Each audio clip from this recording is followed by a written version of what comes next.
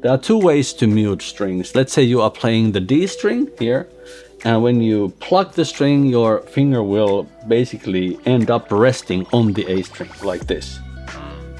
So then it will mute the A string at the same time.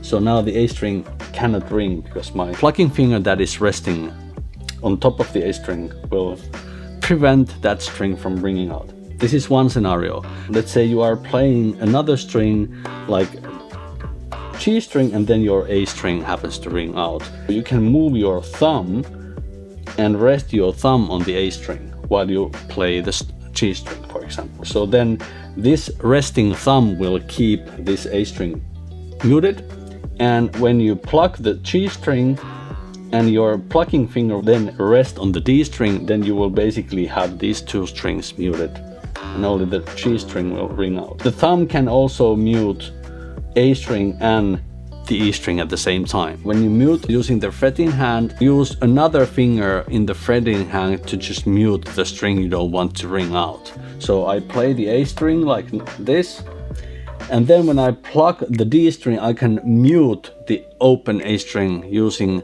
a finger that I don't use for fretting, like this. So now I'm controlling this string using my index finger here. You have to mute an open string with something. If you're moving up to the next string, that's easy because you're muting it with your plucking finger. So if I'm playing a fifth from the open A string to the E note, so fret 2 on the D string, then of course what's muting the A string is my plucking hand. First I pluck the A string, and then when I pluck the E note,